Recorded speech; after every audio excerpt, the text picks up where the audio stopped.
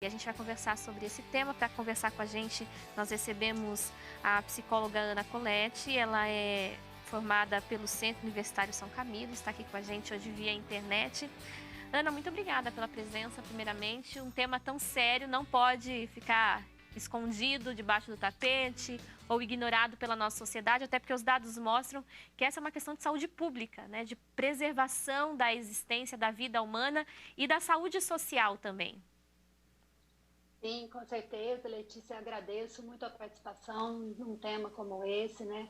Infelizmente aí, como a gente pôde ouvir, né, de você e do vídeo, os temas, os dados têm aumentado, a gente tem aí nas últimas décadas crescido muito esse índice, né? Então a gente precisa falar muito sobre isso para que a gente possa estabelecer uma prevenção e para que a gente possa olhar para isso com um olhar de mais acolhimento, de mais amor e entendendo o que possa estar acontecendo com essas crianças para atuar na prevenção e no acolhimento de toda essa dor, né? É verdade. Eu acho que um primeiro ponto a ser dito, Ana, é o fato de que a gente pode prevenir situações, não só com relação ao próprio suicídio, mas a gente tem tantos outros fatores, né? A gente tem as doenças, os transtornos mentais, né? A gente tem a própria automutilação, que também está muito presente muitas vezes na juventude, a bulimia, a anorexia também como outros fatores destrutivos da saúde desse jovem, dessa criança. E às vezes a gente olha para uma situação dessa, em especial com relação ao suicídio, e às vezes imagina que uma criança e um jovem não cogitarão uma situação dessa, talvez porque a gente ainda não entenda o grau do sofrimento nessa fase da vida, né? A gente, quando chega na fase adulta, tende a diminuir a importância desse momento e das dores que surgem nesse momento. É importante, então, a gente entender que é possível um olhar atento para ajudar a identificar e tratar preventivamente de situações que podem levar uma criança e um jovem a tentarem a cometer o suicídio, certo? Sim, o que acontece muitas vezes é que na vida adulta a gente esquece de quem a gente foi quando criança e quando adolescente, né? E a gente passa a romantizar aí a criança e o adolescente. A gente diz para ele assim, né? É muito comum eu ouvir no consultório, mas a criança, eu dou tudo para a criança, eu dou tudo para esse adolescente, ele ainda está reclamando, né? A gente olha para a vida dessa criança, a gente tem aí essa ideia romântica de que há só o lado positivo, de que a criança vivencia apenas a beleza, a magia, aquele lado poético. Mas não, a criança, o adolescente, ele também possui aí questões existenciais, ele também está em contato com o sofrimento, ele também, é preciso a gente olhar para ele como um ser, né? Como uma pessoa que está em desenvolvimento e que ainda é um ser muito imaturo, que está diante aí tanto de um cérebro que ainda não se desenvolveu, quanto das suas emoções que não se desenvolveram. Então, que é preciso que a gente faça essa mediação quanto adultos, olhe para ele ainda e ajude ele nesse entendimento das emoções dele, né? Sim, Porque a criança e o adolescente, tudo para ele é muito imediato e muito intenso. sim. Então, todo sofrimento para ele tem esse caráter muito amplo, ele não consegue distinguir que tudo aquilo vai passar.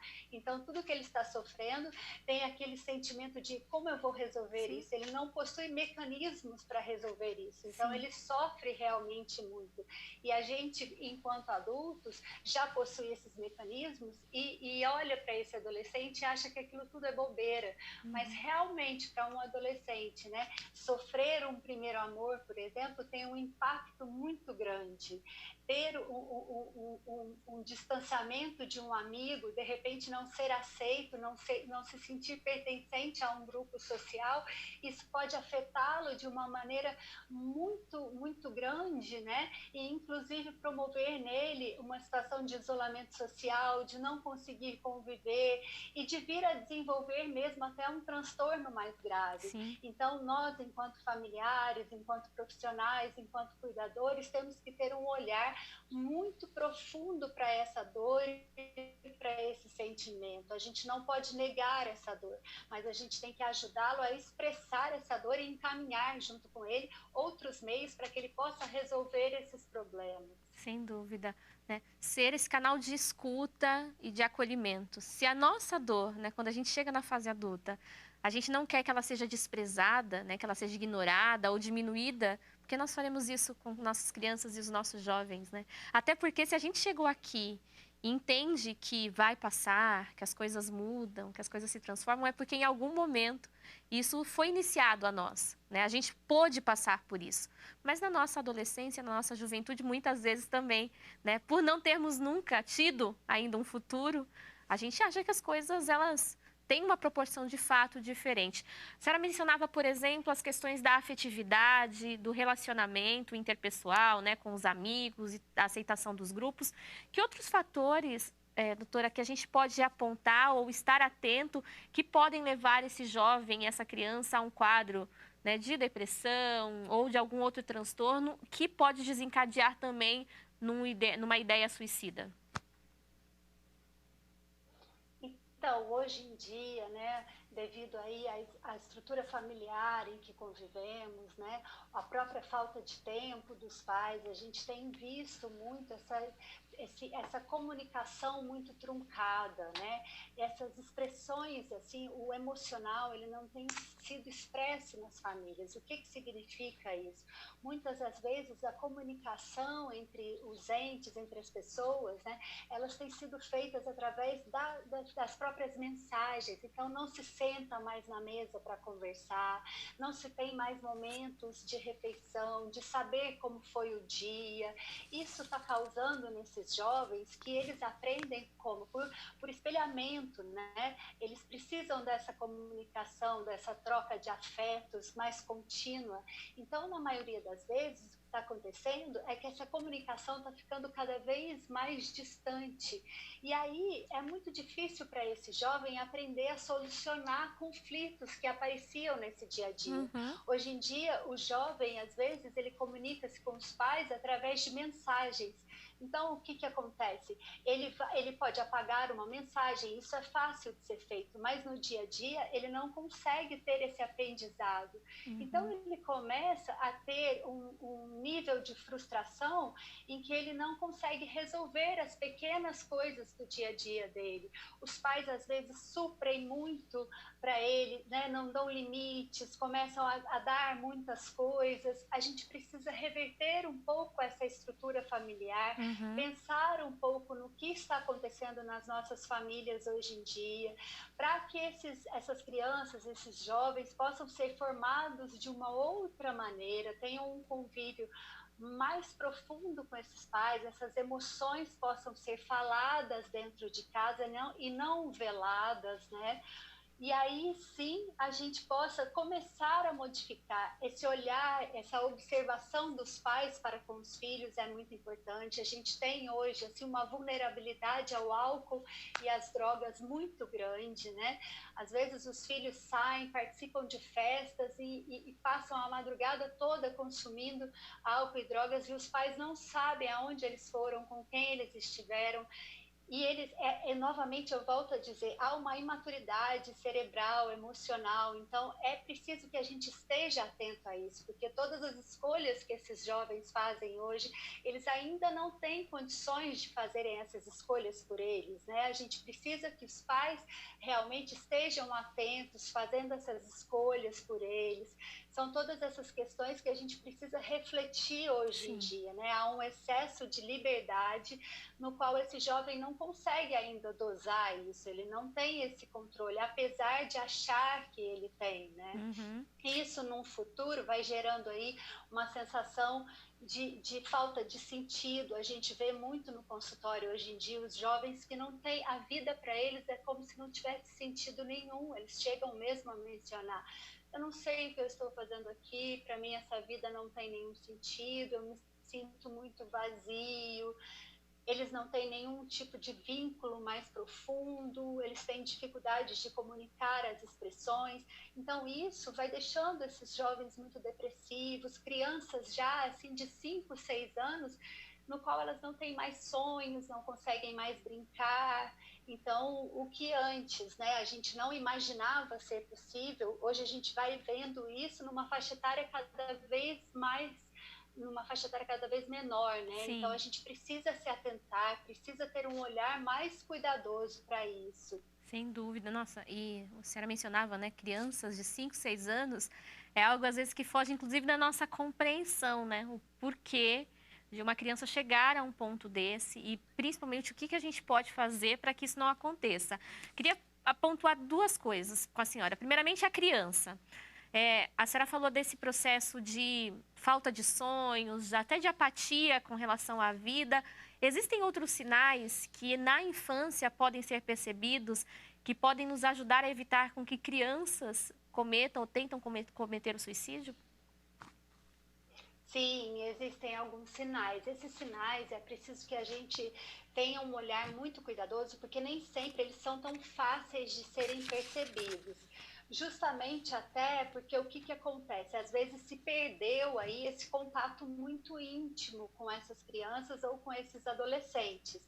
Então, os pais trabalham muito tempo e realmente não conseguem distinguir, até porque essas crianças ou adolescentes, elas passam por momentos turbulentos, mas é Uhum, preciso verificar assim, se elas estão muito tempo nesse período mais grave aí, tá, né? Então, se elas permanecerem muito tempo com alterações de comportamento ou da personalidade, a gente precisa interferir. entendi. O que, que seriam alguns exemplos? Por exemplo, se ela apresentar uma queda no rendimento escolar, se Aham, ela começar a se sentir, se você vê assim uma dificuldade dela de concentração, ou até mesmo se ela apresentar alguma alteração fisiológica de sono ou de apetite, se ela começar a ficar muito isolada no quarto, diminuir muito o contato com os amigos, com a família. Uma outra questão que a gente precisa prestar muita atenção, num outro nível, já que ela já saiu até de uma ideação suicida, já está entrando mesmo num comportamento, isso a gente já precisa ligar o sinal vermelho. uhum, É se ela já começa a fazer postagens nas redes sociais, como se já fosse mesmo uma despedida. Isso a entendi. gente já precisa prestar muita atenção, né? Ela já pode começar a deixar bilhetes, ela já escreve cartas, ela já começa a fazer vídeos, E né? Ana, Então nesse aí caso, já é. perdão, nesse Oi, caso, a gente precisa agir imediatamente, certo? Não dá para ter aquela ideia do tipo, sim. vai passar, é fase, daqui a pouco ela supera. A gente precisa fazer uma intervenção imediata se qualquer dessa situação, tão direta como você mencionava, for identificada dentro de casa, na família, com os amigos. Sim, a gente já precisa fazer uma intervenção imediata. Eu já até aconselho, se a gente já percebeu que aquela criança, por isso que é preciso a gente estar em contato diário com essa criança e com esse Uhum, adolescente, porque aí a gente tem um nível de intimidade com ela que quando ela começou a mudar esse comportamento, a gente já começa a criar esse vínculo, já já começa a percebe, né? conversar com ela, já percebe e já parte para uma investigação com um profissional. Porque, assim, nesses casos, a gente não pode perder tempo. Quanto Uhum, antes a gente agir, melhor vai ser, verdade. né? A gente vai ter resultados mais rápidos, a gente vai conseguir voltar com aquela criança Uhum, para o ambiente dela, trazê-la mais para um ambiente mais seguro e evitar que aconteça alguma coisa com sim. ela. A gente precisa sempre tratar isso com muita responsabilidade, muito carinho e muito cuidado. É um esforço que tem que ser feito, né? É uma questão, é claro que é Sim, difícil, nenhum pai, nenhuma mãe, nenhum responsável, né, quer imaginar que seu filho, né, o seu ente querido está sofrendo tanto ao ponto de estar cogitando acabar com a própria vida. Mas a gente sabe que, infelizmente, essa é a realidade. E aí, a gente falou um pouquinho da infância, eu queria trazer agora para a adolescência, porque a gente tem ainda esse ideal do adolescente que em certo momento da vida vai ser mais recluso, vai ficar mais na dele, não vai querer o papo com os pais. E aí a gente fala assim, não, é fase, isso aí é da idade. É realmente da idade e em que momento sai de... É uma experiência que acontece mesmo com a maioria e passa a ser também um alerta para a gente identificar uma possível situação. eu costumo dizer que assim, tudo que vai para um extremo já é perigoso. Então Uhum, é claro que esse adolescente precisa galgar o caminho dele, precisa construir um espaço que é dele, mas se isso começou a ir para um extremo, no qual ele já começa a negar muito esse contato, ele se isola muito, ele passa a maioria do tempo sem querer se comunicar com as outras pessoas, a gente já precisa intervir, porque aí já saiu de um extremo da normalidade, de uma conversa, né, Uhum. de uma coisa que seria assim, uma característica dele, para um outro lado muito negativo. Então, Sim. nesse sentido, a gente já precisa ficar atento. É importante. Agora, a gente está num momento muito particular da nossa história, né, na humanidade, diante dessa pandemia. Sim, As crianças e os jovens estão sendo muito impactados pelo distanciamento social. A gente não está, né, com as aulas acontecendo. Muitos deles estão esse tempo todo dentro de casa. Muitas vezes a casa tem uma estrutura, outras vezes essa casa não tem uma estrutura para abrigar essas crianças e esses jovens. A gente sabe que a realidade do nosso país é muito distinta. E aí a gente encontra na internet, Ana, uma situação que, ao mesmo tempo que pode ser acolhedora, pode também trazer aí grandes desafios. Ainda mais numa realidade em que essas crianças e esses jovens são nativos digitais, então entendem, têm um domínio gigantesco sobre a tecnologia, e seus pais irresponsáveis muitas vezes não acompanham essa mesma, né, esse mesmo empenho, essa mesma afinidade. Quais os cuidados que se deve ter com a internet, com as redes sociais, uma vez que esse espaço, além de às vezes criar uma situação ilusória de felicidade, de contentamento, pode aproximar dessas crianças e desses jovens também pessoas muito mal intencionadas que podem trazer perigos e ideias para essas crianças também? olha, a gente deve ter todo o cuidado, né? Porque assim, em primeiro lugar, porque a questão da internet, né, ela traz muitos benefícios, com certeza. Um deles agora a gente está vivenciando aqui nesse exato momento. Uhum. Mas para o jovem, o que que acontece? Traz um malefício que seria um dos principais, né? Traz alguns malefícios, mas o principal seria passar aí uma imagem do imediatismo, né? O, todas as relações que estão sendo consumadas para esse jovem estão sendo todas muito rápidas. Então, ele escreve no WhatsApp e logo após o outro amigo já responde. Se esse outro amigo não responde na velocidade da qual ele acredita, ele já acha que esse outro amigo não gosta ou não quer. E a gente sabe que a vida não responde para a gente nesse imediatismo, né? Uhum. Que somos feitos de processos. Então, isso é uma das coisas, assim, que para o jovem que está acostumado com essa digitalização, com essas respostas rápidas, a gente vai precisar desconstruir tudo isso com ele, né? É muito importante os pais estarem agregando outras experiências para ele, fora desse contexto da internet, que possibilitem para ele a Uhum. criação de processos, né? Esse jovem ele está perdendo isso, então ele está ficando muito mais imediato. Ele já tem essa característica devido a essa imaturidade cerebral e emocional dele, mas é preciso que esses pais estejam o tempo todo trabalhando com ele esse lado dele processual, Uhum.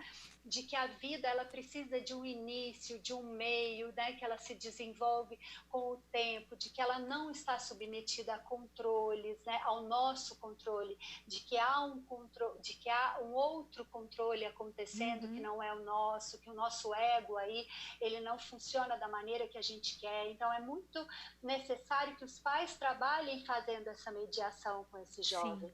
Uma outra questão também que você trouxe aí, que é preciso que a gente fale, né, com os pais, que hoje em dia os pais, nesse excesso de liberdade, eles acreditam não ser muito necessário, eles deixam os filhos, às vezes, sem um controle dessa privacidade, eles acreditam que os filhos precisam ter uma privacidade. Então, muitos dos filhos não são olhados o que os filhos estão Uhum. assistindo na internet, estão vendo, e aí realmente eles estão desenvolvendo aí relações, assistindo coisas que eles não têm ainda maturidade Sim. suficiente para lidar com isso. Então, os pais precisam sim ter um controle muito rigoroso, estar em contato o tempo todo com o que os filhos estão fazendo, né? Verificando aí o celular, verificando os programas. Alguns episódios é até uma oportunidade desses pais sentarem as séries, então, que os filhos estão assistindo, assistir junto com eles, né? A gente não precisa proibir tudo, mas até um momento de Sim. assistir junto, refletir sobre aquele assunto que está tão em voga, verificar com eles aquelas questões, mas o que que isso te atrai, por que que isso te atrai, por que que Uhum. você está assistindo isso? Você acha que, sem um julgamento anterior, mas Sim. tentando sempre compreender a emoção que está por detrás daquilo, até para compreender aquele filho, mais do que julgar, né? Sim. Tentar entender todas as questões que estão afloradas naquele adolescente, porque muitas Perfeito. das vezes esse adolescente para de se reportar aos pais devido ao medo, né? Esse Sim. adolescente ele quer aí cumprir as expectativas desses pais e aí que começa a haver esse distanciamento. É verdade. Então, se esses pais começarem a cultivar uma relação mais de diálogo, de transparência, mas isso não significa não colocar limites. Sim. Isso significa estar em contato com esse filho a partir de uma relação verdadeira, colocando esses limites, mas fazendo isso pautado nas emoções. Sem dúvida. Ana, infelizmente nosso tempo já se encerrou, mas eu queria, antes da gente terminar esse bate-papo, falar da importância de se buscar também, né, quando necessário, uma ajuda especializada. Às vezes a gente não vai dar conta sozinho e isso não é um problema, né? A gente precisa procurar um profissional, um grupo de profissionais, para conseguir acolher esse jovem, essa criança da melhor forma possível, certo? Sim, isso é muito importante, porque às vezes o que acontece é que a dor desse jovem, a dor dessa criança, como vivemos num sistema familiar, esse jovem, essa criança, ele nunca está sozinho nessa dor. Essa dor, ela reflete a dor desse sistema familiar. Uhum. Então, é preciso que esses pais possam estar sendo suportados aí por um profissional para que eles possam olhar para essa dor em conjunto, né? E buscar aí a resolução disso, o mergulho nessa dor de uma maneira mais clara, mais objetiva e sem culpabilizar esse jovem, mas Sim. entendendo que de alguma forma aquele sistema chegou onde chegou, porque foi um emaranhado aí de todas as pessoas que constituem esse sistema. Perfeito. Ana, infelizmente nosso tempo acabou, mas eu queria agradecer a sua presença e convidá-la, claro, para outras oportunidades, para a gente prosseguir falando sobre esse assunto tão importante. Muito obrigada. Obrigada a você, um abraço, até a próxima.